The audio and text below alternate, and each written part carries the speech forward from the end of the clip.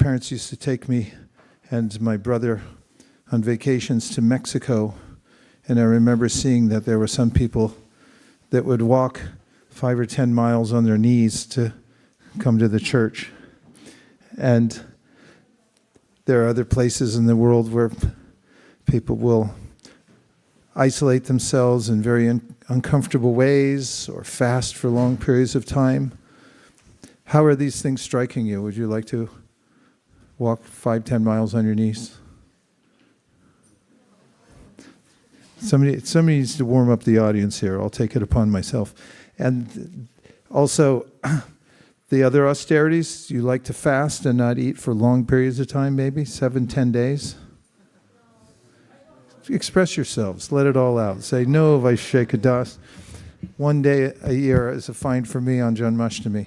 So, the Srimad Bhagavatam doesn't tell us to do anything impractical. It says something that's very natural. The process of bhakti yoga, it means flowers. That's not so hard. It means to break bread with your friends. But what kind of bread? Bread that's offered to Kṛṣṇa, spiritual food. And to sit together. You can sit together in the park, you can sit together in your house, or in the case we've built a community, built a center where people can come and see Kṛṣṇa and just sit together and sing together and talk together. So one of the verses from the Bhagavatam mentions that smaranta smarayantascha. It says to remember Kṛṣṇa and to cause other people to remember Kṛṣṇa, that devotees come together regularly.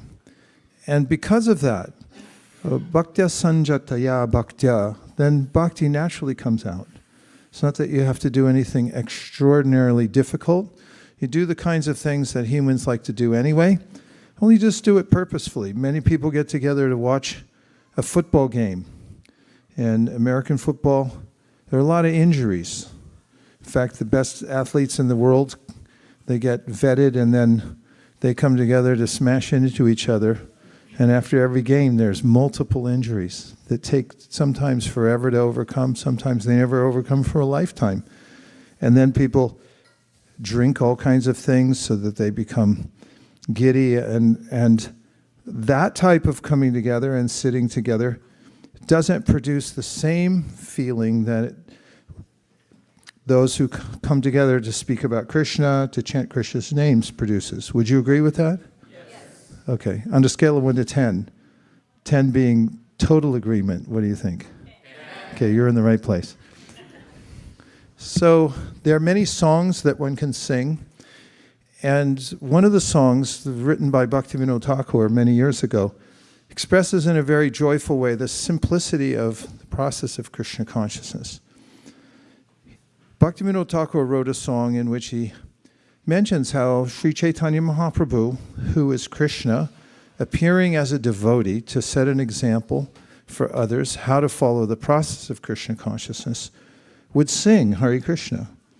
And he'd also invite those among his group that were singers to take a lead position and sing. Those who could play instruments, they would play the instruments and so forth. And when Lord Chaitanya would sing and his followers would sing, they did it in a very sweet voice. And sweet doesn't necessarily mean professional, but it means sweet because they have a feeling for the process. And then he points out in the song that, if you like, we can sing together, that there's a way in which we can become entangled in this world very easily, because the material world has ropes that we can get tangled up in if we're not deliberate about how we move in the world. We become deliberate by especially hearing from the Bhagavad-gītā. Krishna says very clearly in 700 verses, that's all, just very succinct explanation of a philosophy of life that helps us to be in the world but not become entangled in it. Tangled up in the ropes, and the ropes are the various powerful energies of the material world, which are God's energies, but for those who don't work intentionally amidst these energies, such people become entangled by them. So Krishna tells how to do that. And in the song, Bhaktivinoda Thakur has written this song. He says that it's like a net. And he said, be careful. Don't get caught in this net and then just get dragged along without any self-direction. Then he says that wherever you live, actually I'm not doing it chronologically, but it's all the same thoughts. He said that wherever you live, there's a simple process for you to become fully engaged in spiritual practice. That's redundant. There's a way for you to be connected to Krishna all the time. And he said it doesn't matter where you live. This is important because oftentimes people think there have to be conditions that I have to meet before I can take to the process. So this is a hallmark of the process of bhakti yoga.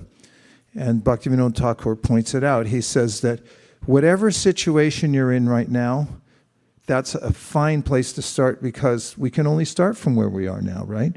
You don't have to become something else to start the process. You already are something that's good enough to start.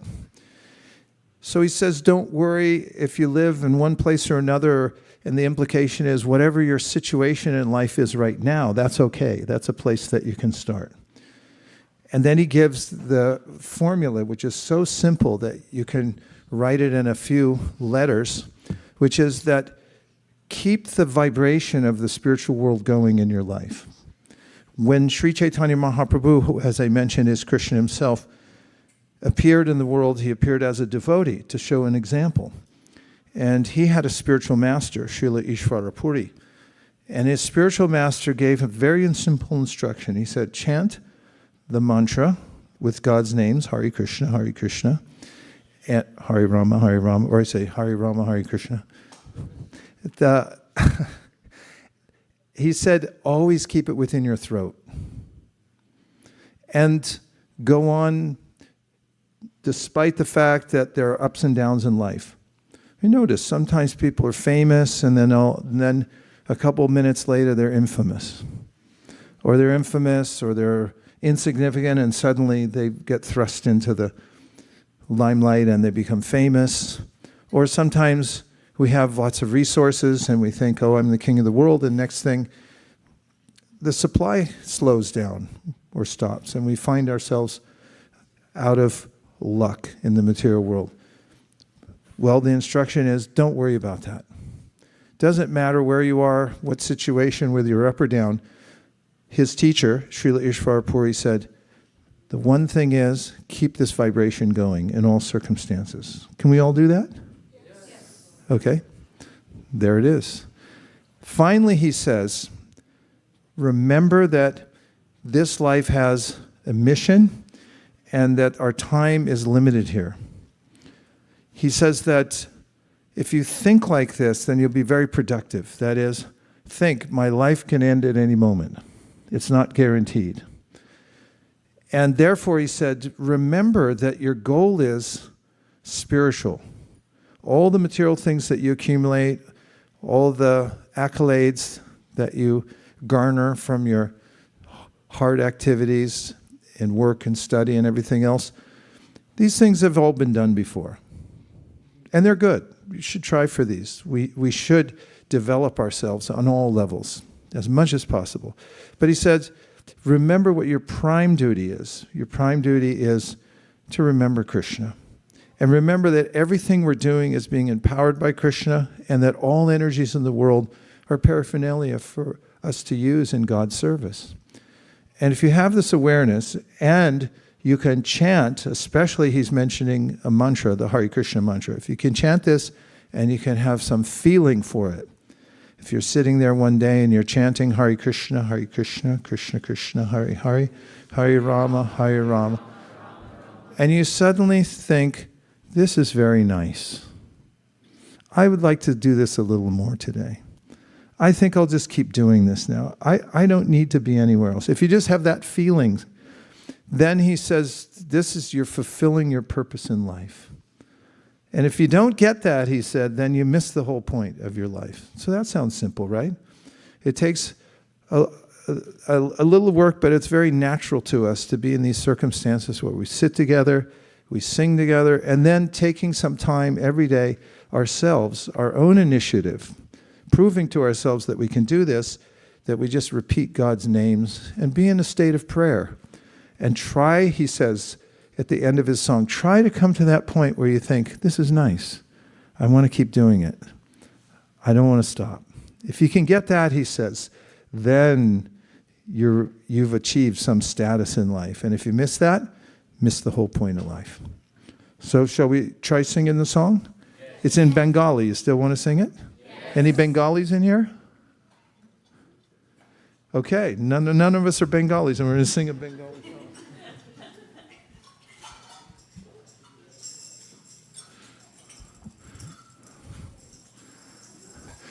So Gai Gora Madhur Svare means that Lord Chaitanya, Gora, is singing Gai Madhur in a very sweet voice. And what's he singing? Hare Krishna. Then he says Grihe, everyone knows that. I mean, it's Bengali, Hindi, Telugu, you all know, it's all the same. Grihe tako, mani tako, sadahari bali tako. That's, wherever you are, just keep that vibration going. And then sukhī dukkhe bhulo nako vadane harinam korore. Whether you're happy, whether you're sad, and that's going to happen. It's the nature of the world. Just know it for a fact. Krishna says in the Gita, matra sparshas tukonteya shitoshna sukha-dukkha agama paino nityas tamstitikshashva bharata. That you're going to have ups and downs. All the disturbing things are going to come. Somebody will text you. It's like, what are they thinking? Why did they do that? And the next thing you're going to get a text and it says, you just won $20. And you think, oh, I'm such a lucky person. Don't worry about these things. They come and go. Your $20, 2 minutes later, someone will call and say, you owe me $40. And I think, why didn't they give me $40? So he says, sukhī dukkhe bhulo nako vadane harinam korore. Just keep singing Hare Krishna. And that way you can fulfill Krishna's instructions from the Gita was titiksha. Be tolerant. And the only way we can tolerate all these changes is be a little above them. Be ahead of it all. Just know it's going to come and stay ahead of all these disturbances. So in the next line, he says, Maya jali bada hoye, achamiche kajloye. It's not up there yet, but it says, this is the part, number 3, that says, you're getting caught up. You're getting caught up in things you don't need to get caught up in. And you're forgetting to do your bhajan. Don't do that. He says, don't get so caught up that you forget to do your bhajan. Bhajan means worship. That's what sustains the soul. Ants want to do it. Bees want to do it. And the way they express it is they worship their queen. And they work really hard. They have a little devotion, but they don't even know what they're doing. They're just by instinct, they work hard for the queen. Human beings, on the other hand, they can be cognizant that there is a supreme, and I'm grateful, and I want to serve the supreme. So he says, do your bhajan. Don't get caught up. And they said, Ekono, one time, Chaitanya peye Radha Madhav nam bolore. Try to get this bhajan going so that you really feel it. And finally, jivana hoile shesh. Shesh means, hate to say it, but there's an end to all this. There's a beginning and end. There's a shelf life for the human body when you get it. And soon we're coming out with the app that's going to tell you exactly how much time you have left. You want to see it or not? Yes. I'm not sure you're very enthusiastic about that. Yeah, we have a professional actuary in London. His name's Prayag. This is his profession. I met him last time I was there and say, I have a job for you. And Nam Smaran, who's a master at making apps, they've been working together, collaborating. I had this idea ever since Y2K. You remember that? Yeah. Some of you weren't born yet. So Y2K was the time that the world was going to end. You know, do you remember? Yes. Yeah. It was going to end because the digital things wouldn't work, and then all of a sudden the world would stop. And they had countdown timers that would say when the world was going to stop. And that really motivated me. I thought, maybe I could get a little something done before the world stops. And then when it passed by, I remember where I was. We were in Santa Cruz. We had gone to do a Harinam Sankirtan. We were driving home, and I kept looking at the street lights and saying, did they all go out? And gradually, as I saw, the world's going on, it's like, oh, all right, there's more time. But if we have a clear idea, shesh, jivana hoilose, your life has an ending point. It's going to come to that point. So try to mark it. Keep that in mind. Don't become neurotic, but keep it in mind that this has an end to it. So try to have a little bit of motivation to try to hit some goals before you leave the body. And he says, you really haven't got it yet. Na bhajile hrishike. Here he's pressing us a little bit. He says, you really didn't do much bhajan. Don't think you've done much bhajan. Na bhajile hrishikesh. You didn't worship the Lord of the senses. You've been so busy taking care of your own senses. Try to get this. Bhakti vinod upadesh. Now that's what you want, is the upadesh from a great soul. So he says, here's my advice.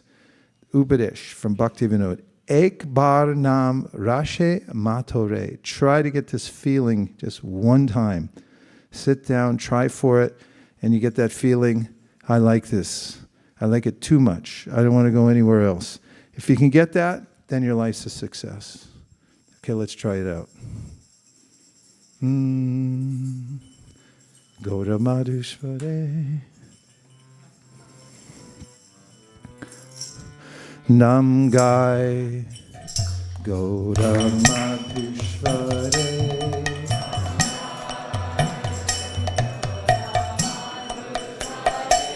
Nam Gai Gaura Madhushvare.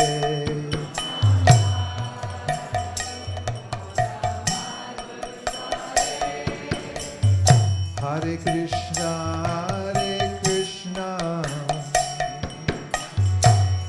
Krishna, Hare Hare, Hare Krishna, Hare Krishna,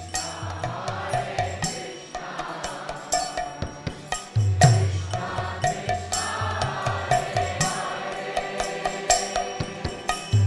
Hare, Hare Rama, Rama Rama, Hare Hare.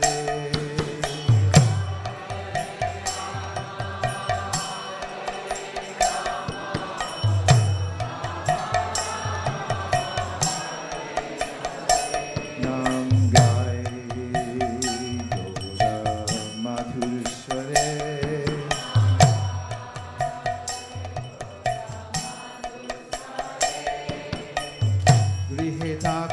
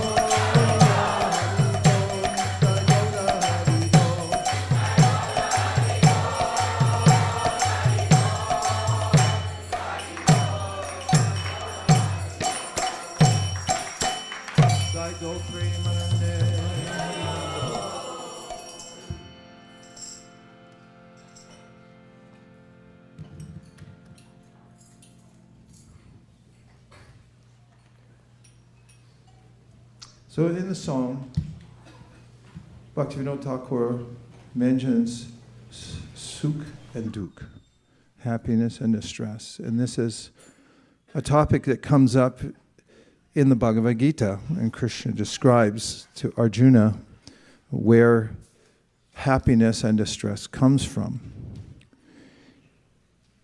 In a verse, in the 5th chapter of the Gita, Krishna says, Yehi samsparshaja bhoka dukkha yonaya evate adyantavanta kontaya nate shuramate buddha.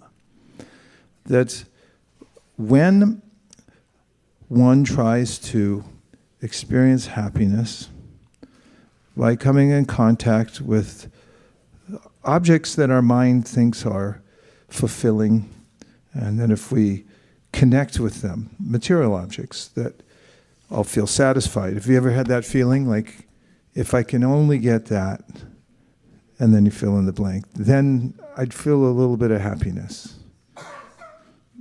What kinds of things might that be? There's only a few things. There's clothes, there's vehicles, there's job, house, and spouse. So, just 5 things.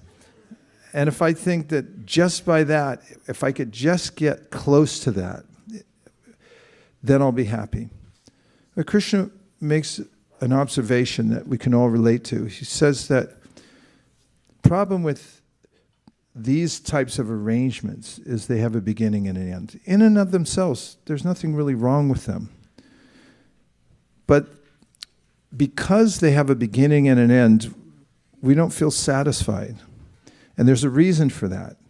Krishna explains how our nature is different from the material nature.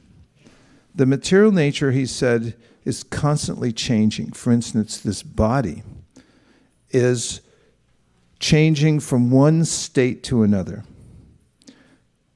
Dehino smin yata dehe komaran yovaram jara tata deham tara praptir dhiras tatra namuyate. Maybe I did it too slow. Dehino asmin. So the deha means the body.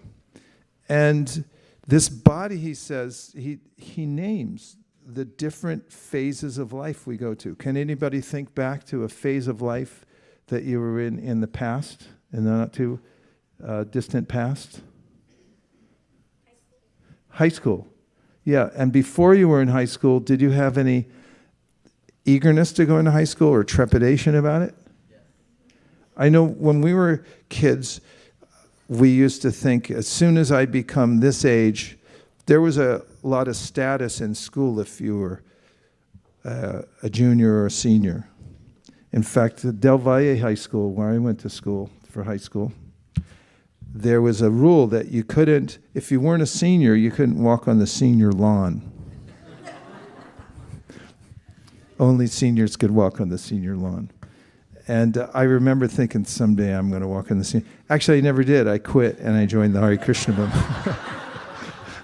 Got tired of waiting for it. But there was some anticipation. As soon as I become this or as soon as I become that, then something. But Krishna's pointing out, in every age, there's always something more that we're moving towards. And in relationship to the body constantly changes, he says, from in these various identifiable periods of time and states of the body. I mean, there's child psychology. There's ways of studying child development where you can see, for the most part, how children develop, the ways they think, what they're interested in. I was thinking the other day about how I used to have stuffed animals when I was a kid. My brother and I collected them and we'd play with them. And we had names for them all. And I don't have those anymore. I didn't even want. I mentioned it near Kula. I said I don't need those anymore, and I want, not like I don't like them, but I'm not interested. And the child's mind thinks, "Oh, look at this toy! I want to keep this toy, and let's name them and let's play with them." And we'd play for hours with them, but I don't do that anymore because I don't have a child's mind anymore. And then when you're at a certain age, when you're a teenager, you think in a certain way. You want me to tell you what it is? No, not so much? Yeah? I'm infallible. And I'm always right. So at least I thought like that too. Like, these other old people, they don't know what they're talking about.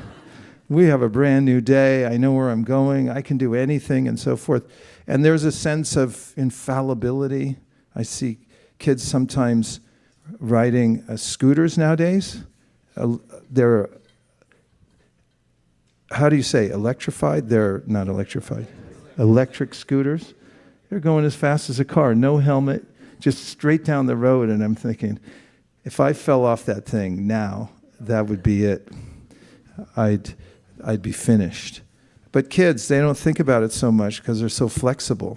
Not as flexible as they think. I mean, kids get damaged severely nowadays, but there's a sense of infallibility. The body's going to live forever. Shruti Kirti Prabhu said once, he's one of Prabhupada's early disciples. He was a servant of Prabhupada, and he said when Prabhupada talked about old age we'd think, oh yeah, right, sure. And when Prabhupada was leaving the world, he looked at some of his disciples and he said, don't think this won't happen to you. So there's a kind of juxtaposition we have, a relationship we have with the body where when we notice it, or first of all, when we identify with it, then we go through various changes. We experience the various trepidations of the particular age and the kind of expectations we'll have at a certain age. It's part of psychological development of the human being, and what to speak of the body, there's hormones involved. A lot of these things are predictable. That's why there are people who study it carefully and then try to guide people through different eras of their life. So Krishna says this is something that you can observe for yourself. Dehino asmin yata dehe ko maran yovaram jara tata dehantara praptir tiras tatra namuyati. So he said, when you go through this, be a little observant. Take a wider perspective and just notice that these changes are going on and that ultimately you can't change that situation that you're going through. You just have to be tolerant of it. So he talks about how you should be steadfast in some goal of life, spiritual goal of life, and not be so disturbed by how the body's changing. And in the 5th chapter of the Bhagavad-gītā, if someone would grab one right away, he also gives some ideas about, can I have a Bhagavad-gītā? It's not too much to ask in a Hare Krishna temple. We're going out all the time to give everyone else a Bhagavad-gītā. Where's mine? That's all I ask. One Bhagavad-gītā. Thank you very much. There's a... Yeah. Here it comes. Thank you. Hare Krishna. In the 5th chapter of the Bhagavad-gītā, Krishna makes a few basic statements about happiness. And he says, oh, here's one thing he says. This is a little bit different than most people think in the world about how you can be successful and happy. He says, śaknotīhaiva Soḍhuṁ prāk śarīra-vimokṣaṇāt kāma-krodhodbhavaṁ vegaṁ yuktaḥ sukhī. This kind of follows the last verse. When the last verse talked about tolerance, if you're able to tolerate the changes that are going on, be Dhīra. Everyone say Dhīra. Dhīra means that you remain steady even amidst the changes. As your body's changing and there's ups and downs coming, you stay the same. And here he says, the secret to being happy as a human being, where you have the wherewithal to notice these changes and not react to them or overreact to them. Shaknoti means that you have some power to do this. You develop the power of what? Iha eva, as you're in the present body. Iha means right now, right here. So it means right now you're in this body, and if you develop the Shakti, or the power, to what? Soḍhuṁ, it means to tolerate. And when should you achieve that, do you think? Now, but you got a little bit of wiggle room, especially if you use my app. It says prāk śarīra-vimokṣaṇāt. So vimokṣaṇāt means, in general sense, to be freed from something. So prāk means before. Prāk śarīra means the body. Prāk śarīra-vimokṣaṇāt. Before you're released from this body, and there will be a time when we're released from this particular body. So before that time, if you develop this power, śaknotīhaiva Soḍhuṁ, to tolerate. And what should you tolerate? Kāma. What's kāma? Kāma, we say lust. Kāma means a material desire. And what's the definition of a material desire? A desire that can never be fulfilled. That's a good definition, isn't it? It's in Prabhupada's purport. He said a material desire, or kāma, means a desire that can never be fulfilled. That should fill us in on something right there. So he says kāma-krodha. Krodha means anger. Don't get angry. Anger comes from being frustrated by not getting sense gratification.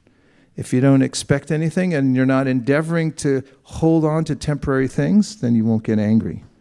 Because Krishna says the problem is you look at things in this world and they look really nice, and then you try to control them or possess them, but then when they slip through your fingers, then you feel frustrated, and because you couldn't control them, you get angry. So he said, if you can overcome that, and you can overcome kāma, which is being interested in temporary things, that I want this, I want that, I have to have it. And there's one more. Kāma-krodhodbhavaṁ. No, those are the two. Udbhavam means they're generated from these urges that come from the body itself. Kāma-krodhodbhavaṁ vegaṁ yuktaḥ sukhī naraḥ. Here's the part where you get to be happy. Sukhī. He says, if you learn how to tolerate, how to rise above kāma and krodha, you get this Shakti, this power to not be pulled in by these urges, then guess what you get to have? Happiness. and you become a sukhī and you can join the sukhī club. We should start a sukhī club, have a little sukhī badge, and if we notice they don't get angry, they're not chasing after material desires, they're not interested anymore, they're satisfied with their Krishna consciousness, then you can get a little sukhī badge. What do you think? Where's Part? He's our merch king. We need a sukhī badge. Okay? Put a little button and put sukhī on it. And then we can give sukhī awards every year too. What do you think? Malini likes it? Okay. So he says here, Krishna says, before giving up this present body, if one is able to tolerate, there's the word again, the urges of the material senses and check the force of desire and anger, he is well situated in happiness world. Research department, tolerance. Let's see where it comes from. Our researchers are hard at work now. They're faster than ChatGPT. Toleration. This is a concept that Krishna mentions throughout the Bhagavad-gītā. It's something you can practice, and you can get really good at it. Okay, where's the word come from? See? She's going to get a sukhī badge.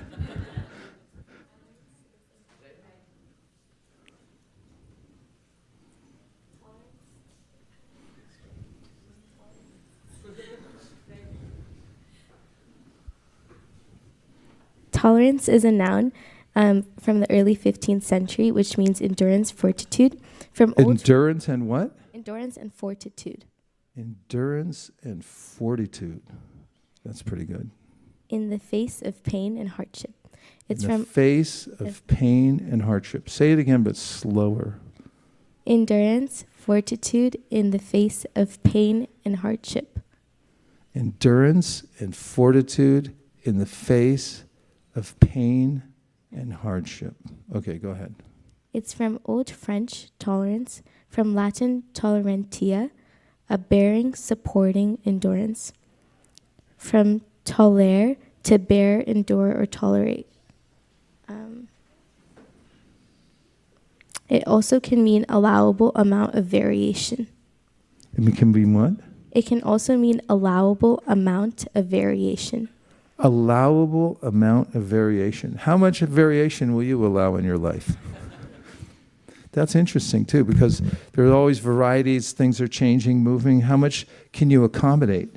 If we have a narrow-minded approach and we think, it has to be my way, it has to be this way, it's very likely that we won't be able to tolerate, right? We came up with a saying that is a team that we work with to do certain projects, that workarounds bring turnarounds. And instead of making ultimatums, when there's variety in the way people respond to whatever you're presenting, or in the weather, or in your body, and you're able to work around it, then you'll find a turnaround. You think, oh, I can actually work better in this way. And this is part of tolerance also. It's the spirit of these verses in the Bhagavad-gītā, isn't it? Say yes. Yes. So there's a way in which Krishna is saying, learn to be steady, Dhīra, undisturbed with the variations of the material world, because they really don't relate to us. And then there's the vegas. They're the urges that come up. So then he says, develop this Shakti. What is the Shakti? Shakti means some power, some ability, right? And what should you use that power for? To tolerate kāma and krodha. Yeah. Let's talk a little bit about kāma. Kāma means that we see things in this world that look attractive to us. Have you ever seen anything that looks attractive here in the world? Yes. And then Krishna says, if you contemplate it, look up the word contemplate. Jayato vishayan pumsam sangasteshu pajayate sangat sanjayate kāma kāma-krodho, there it is, vijayate. Here's how you go down that road into krodha. And krodha is fire. It just burns up all your progress. It makes you look like a fool. And it's like, why'd you burn your own house down? It's like, I don't know. Except, what does it mean? Contemplate is a verb from the 1590s, which means to reflect upon, ponder, study, view mentally, or meditate. Yeah, so you might do this where? Amazon. Yeah, that.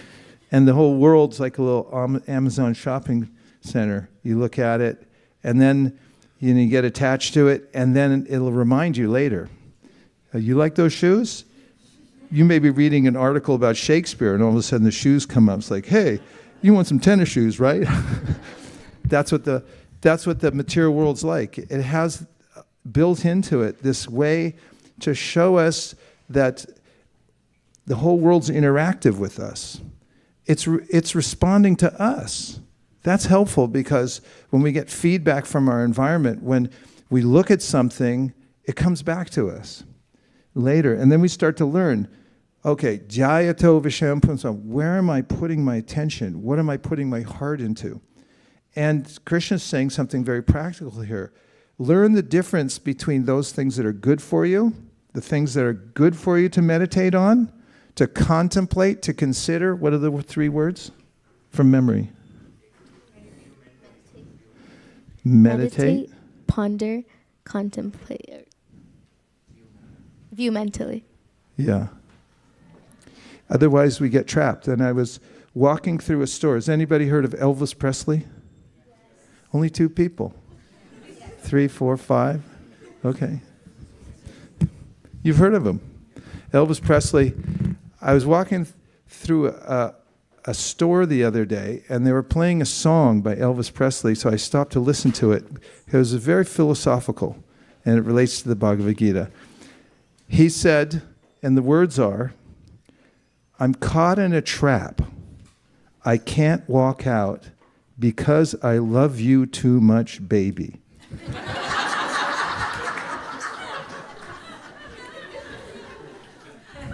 It's Bhagavad-gītā. It's what we read earlier. Maya jale badahoye, the little traps, like, you want to look in there? Go ahead, have a look. Ring. Gotcha. And so Krishna's saying, learn to be a little thoughtful. Just notice that there are different kinds of energies in this world. If you look at the temporary energy and you think, that's for me, that really will fulfill my desire, it won't. So Krishna's saying, learn the different categories of energy. It doesn't mean you won't enjoy. Quite the opposite.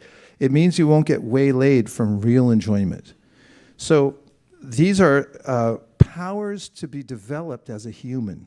Human being can develop this Shakti to withstand the urges of lust and anger.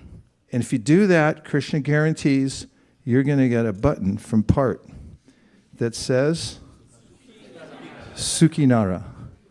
We're going to give out Sukhī naraḥ awards from now on for people who don't get angry, and they also stay away from material desires. Okay?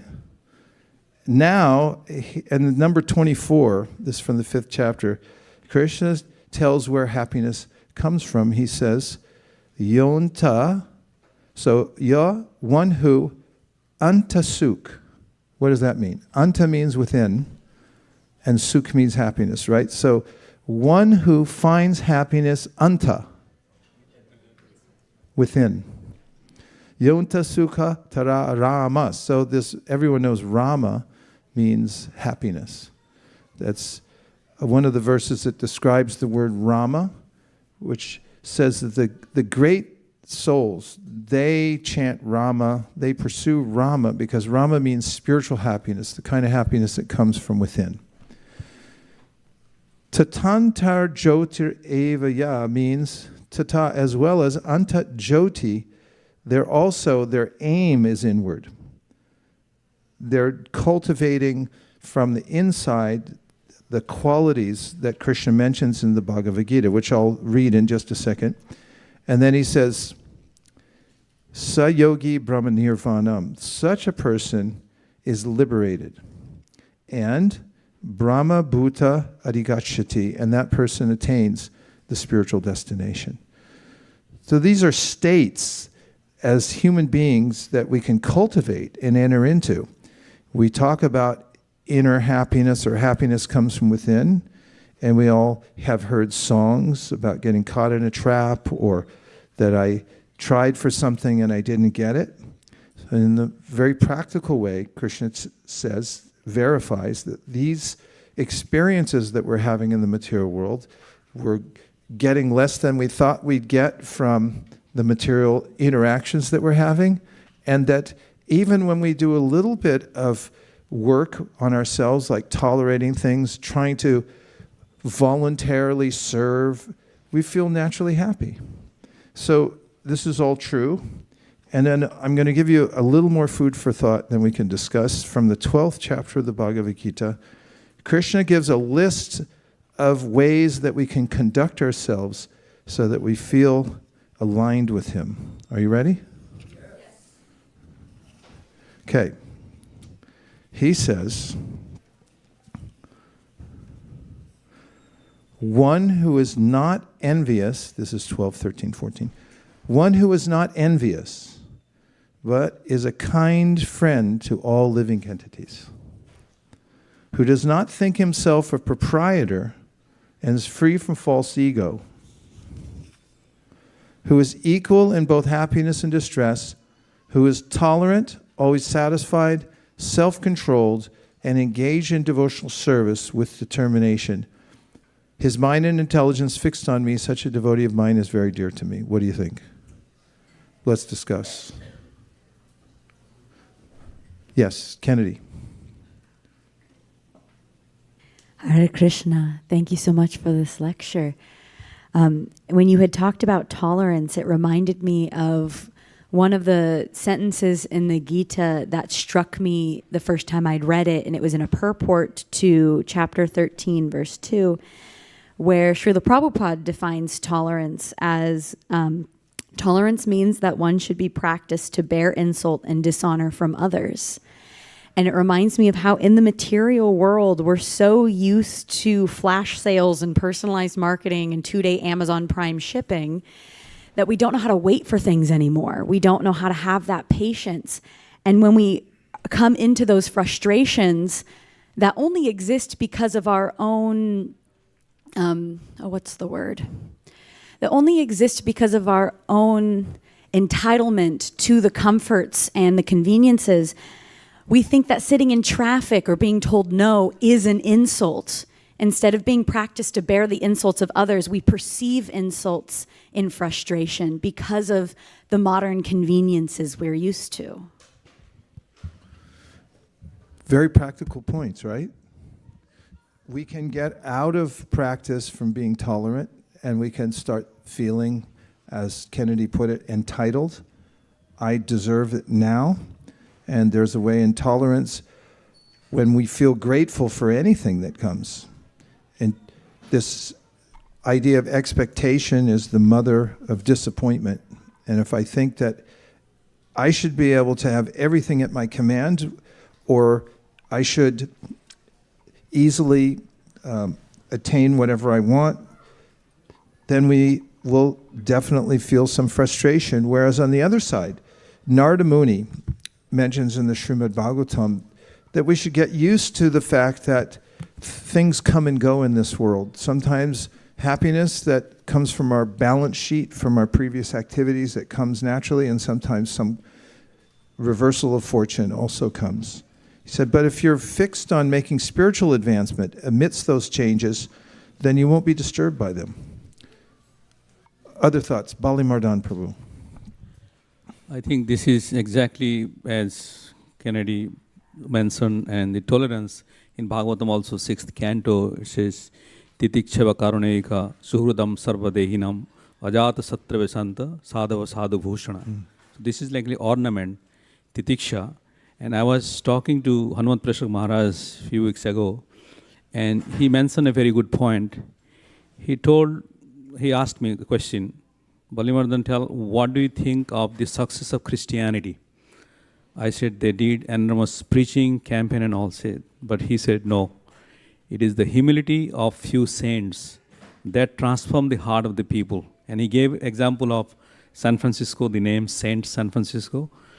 And he was talking about how Francisco was such a humble person and all. So our example also from Haridas Thakur to Prabhupada to next generations depends on titiksha, means, and karunika will come next. So which is tolerance.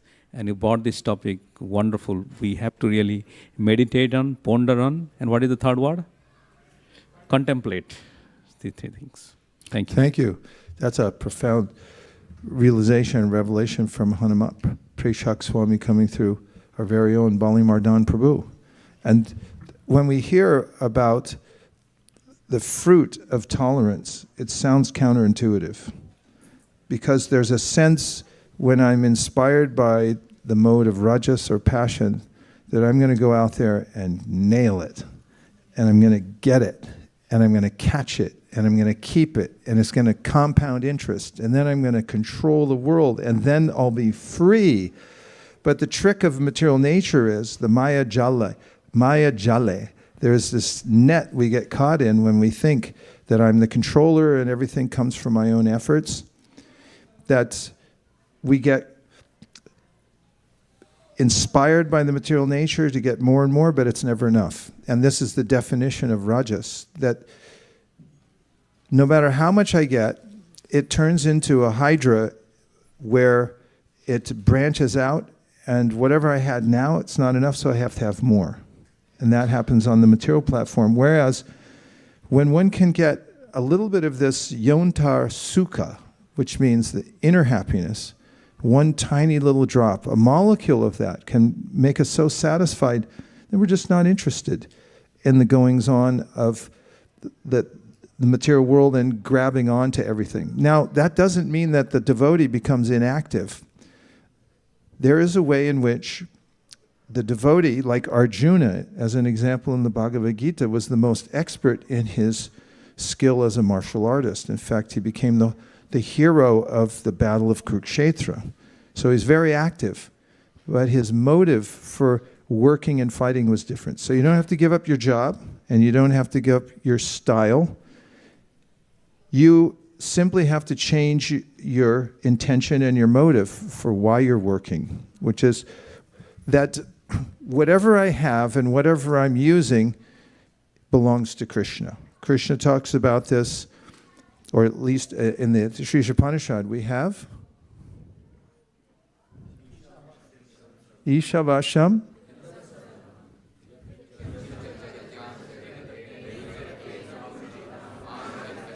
Such a helpful verse. This verse says, Ishavasyamidam sarvam. So there's a spirit that one can develop, a frame of mind. It's called the Ishavasya spirit. Everyone say Ishavasya spirit.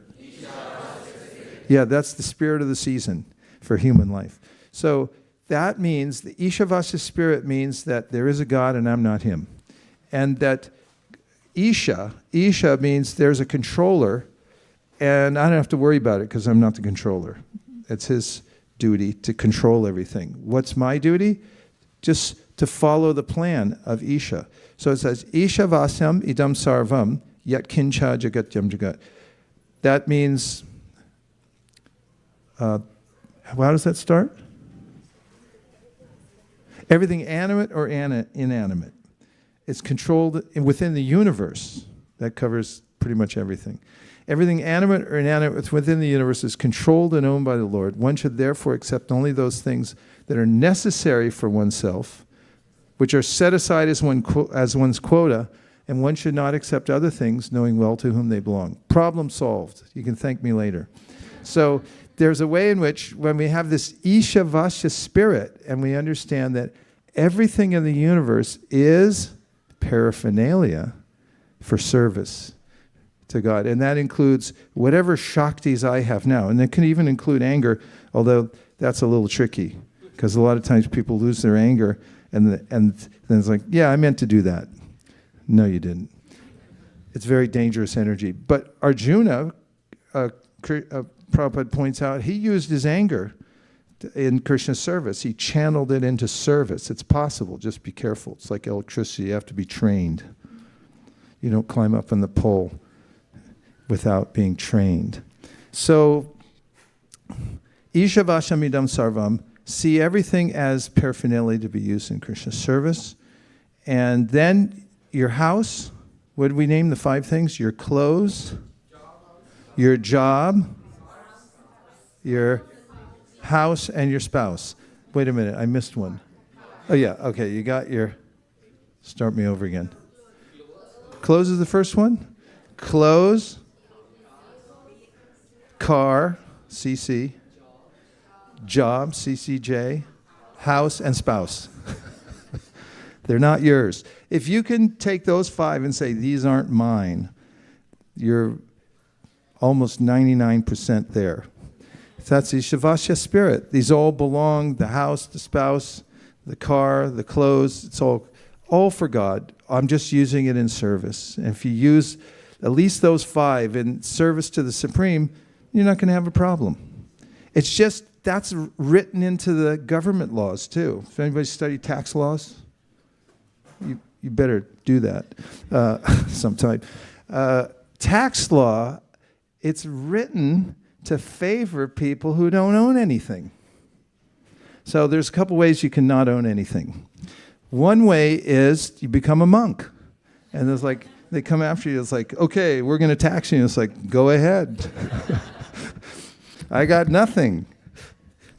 Take nothing. You take your percentage from nothing, and good luck with that. There's another way, and that is that people, they put everything in a trust, like a nonprofit trust, and say, all my assets are in there. A lot of people do that. Rich people do that. They don't own anything.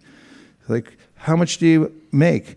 Well, it's not really mine. It belongs to the company. They just let me use it. It's like, all right, you don't have to pay then. Or if you give everything to charity, then you don't have to pay either because you gave it away. You were selfless. It's a universal principle, this Ishavasya principle. If you're not using it for yourself, then you're not liable for it, right? Tax law, universal law.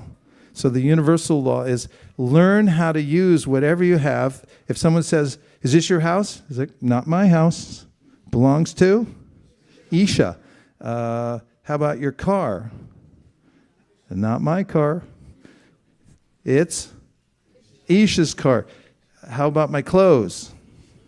Isha, Isha, Isha. How about your house? Spouse. Yeah. So get in the Ishavasya spirit. Everything belongs to God. I just use it. You don't lose anything because the whole universe is there for a specific reason. It's there to be used in service. And if we just turn this one switch, that's it, one switch, and say, my intention is to use it in service, you become a happy human. You don't get frustrated because it all belongs to Isha. And even if you do get frustrated, it's frustration on behalf of the Supreme, not on your own behalf. That's where the tax you have to pay in the material world. So these principles are very simple, but they're so fruitful. The fruit that you get from tolerance is immeasurable. One might think that the harder I push, the more impatient I am. I saw when we were stuck at the airport. We got stuck for 2 days to try to fly out of San Francisco to Toronto. We got there to the airport in the morning, da-dee-da-dee-da. Next thing you know, it's delayed an hour. Next thing, it's delayed another hour, and then it's 2 hours, then 4 hours, and then they say at 5 o'clock, canceled. So then come back the next day. Flight's on time, except for it's delayed an hour, and then another hour, and then another hour, canceled. And I watched people freak out. And they wanted to control the whole situation. And I was just sitting there memorizing my 34 verses. That's when I learned how to do them backwards. And actually, we were in the lounge. And so this guy started there was 2 guys. They were like, controller types. They were used to get in their way, I could tell. And they decided that they were going to have a coup d'etat. So they were recruiting from everybody in the lounge. And it's like, you join. And I said, she's my representative, talk to her. And I was just sitting there reading. And they're like, what's wrong with you? Why don't you get involved? And they went up to the counter. We could hear them around like, we demand, we're going to call the press. They said they're going to call the press. And we're going to put this on YouTube right now, that you're holding up everybody. And what kind of airline is this? And I'm thinking, look, the airplane's broken. We could see it in the hangar. It's not moving. So meanwhile, we were happy. We were just sitting there chanting, what's the difference? We leave today, tomorrow it's going to be pretty much the same anyway. We just had to call ahead. But you can see with any circumstance, if you think it's got to go my way and I'm going to control the situation, then you can become really frustrated. But there's a fruit to tolerance. You start to develop a sense that actually everything's going on quite well. And if I just cooperate with Krishna's plan, then I'll be fine. Any questions? Yes.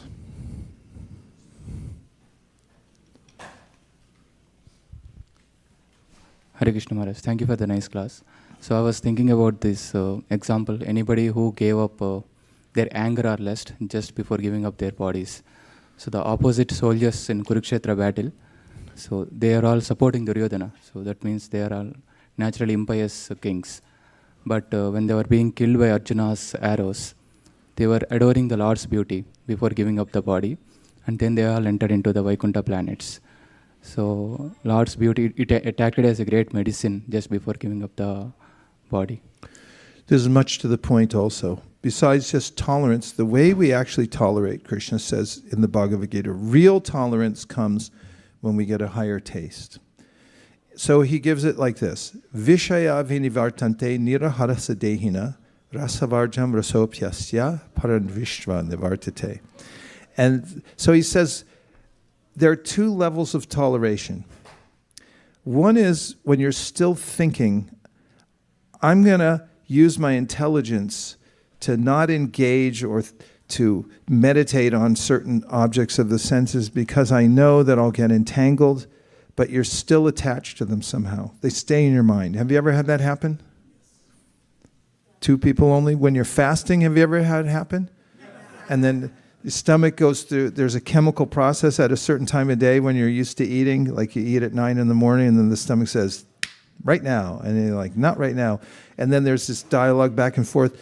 So there's that interchange that's always going on. So this lower type of tolerance means I know what I'm supposed to do and I'm deliberately doing it. But then Krishna says, if you see the beauty of Krishna, if you get engaged with the sense objects of the spiritual world, like chanting God's names, Hare Krishna, Krishna Krishna, Hare Hare, Hare Rama, Rama Rama, Hare. And then it starts to sound so beautiful. There's no sound you've ever heard like it before, and it becomes first intriguing that, wait a minute, what was that? It sounded very different from anything I've ever heard. And then Rupa Goswami writes in his poem that I need more ears to catch this sound. How many? 1 million, 2 million, 5 million. How many tongues? I need more. And also, my heart's being taken over by the sound vibration, and I'm just transported away from the sense objects of the material world, and I'm now attracted to a different level of happiness. And so he says, this is param. Everyone say param. When you get this param happiness, he says, param drishva nivartate, then it's not even a consideration that I'm holding back, that I don't get angry. It's just a natural way that you are engaged elsewhere. In fact, I like to say real sense controlled means you got somewhere else to be. Because everyone wants a piece of you here in the material world. And you say, no problem, I'll give you what you want, but later. And justice delayed is justice denied. These smart people do that all the time. They just put it off, delay taxes, delay this, delay everything, and delay sense gratification until you have a param drishva nivartate. So let's try it out. We're going to do a little bit of chanting congregationally since we've all come together. Oh, yes, please.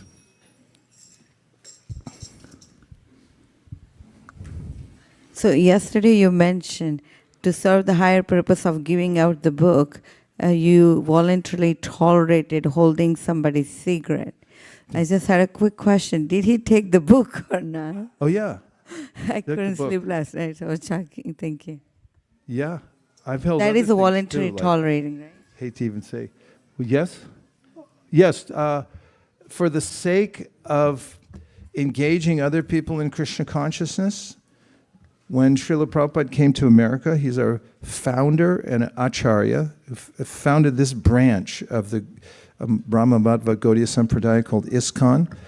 And to do that, he had to tolerate much. When he came to the United States, he was used to a very high standard of living in a transcendental environment in Vrindavan, and then he had to move into somebody's house. It's hard enough when you travel and you move into somebody's house, you just not know how the water works in the shower and this, that. Do they use shades in this house, or you got to keep them open all day long?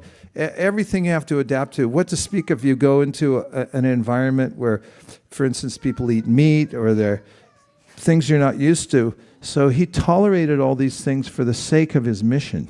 And that's another way of tolerating, is when you have a mission, when you're given a service and you say, for the sake of achieving this mission, I'll tolerate all kinds of inconveniences. And this is a very powerful way of learning tolerance, and you get extra credit for that. Extra credit. Arman means our man. I just had a small realization. Okay. I loved the class, by the Thank way. you. Thank you. Thank you. And my realization was on the part where you said time is limited and our time here is limited. And I thought of a verse. It's Tam nama rupa charitadi sukirtananu smrityo kramena rasana manasi niyoja tishtan brajeta tanuragi jananugami kalam mayeda kilam ityupasheda saram. And basically the meaning of the verse, part of the meaning of the verse was that we should spend all 24 hours a day, all 24 hours hearing and chanting Krishna's and remembering Krishna. And so I really liked that verse. And Yeah, we could learn this technique from Arman because he's learning the Upadeshamrita. I know this. He's announced it before. And what he does is, as he's learning the verses from the Upadeshamrita, he thinks of how to apply them. And he brings it up often. Last night, was it last night? You brought up Dadati Prajaganati, or the night before? Yeah, he looks at a situation, he thinks about the Upadeshamrita, how does this verse fit?